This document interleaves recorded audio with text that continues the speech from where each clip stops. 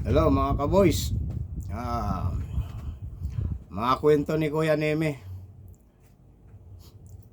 Yung kumpare ko magpapabinyag siya.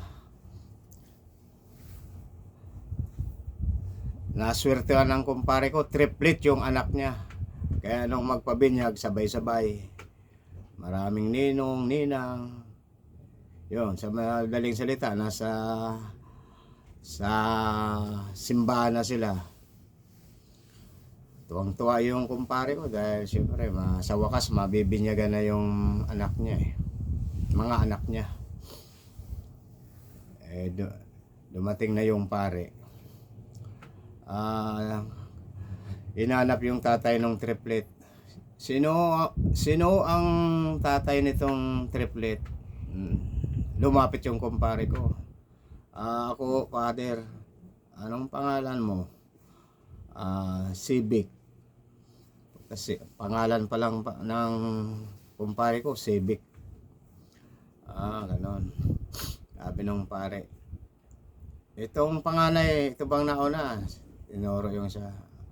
Anong pangalan na yan, iyo? Yung unang panganay na babae mo. Yan father, pangalan na yan, Mercedes. Okay. Itong pangalawa, sabi ng kumpare ko, yung pangalawa, Toyota. Medyo nagulat yung pare dahil Mercedes, Toyota. Yung pangatlo, yung bunso, father, Bios yan. Medyo, sabi nung pare, parang Mang Civic, mga anak mo puro sasakyan ang pangalan. Okay ka rin mahirapan din sila sa ganyan. Father, yun talagang naisip ko father ng mga pangalan para sa kanila. Sabi nung pare, kaya pala Mang Civic din, sasakyan din pala pangalan mo. Yun nga father Sabi nung pare, sige, puro sasakyan ang anak mo. Mang Civic, umpisa na natin ang bendisyon ng mga triplet mong anak.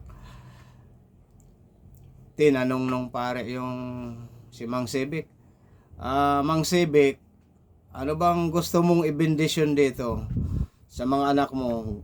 Gasolina o crudo? Ikaw naman father.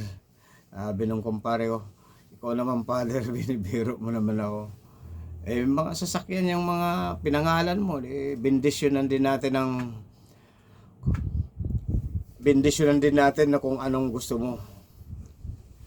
Yun, napatawa na lang yung kumpare ko. Yun mga kaboys, ang kwento nung pabinyag ng kumpare ko.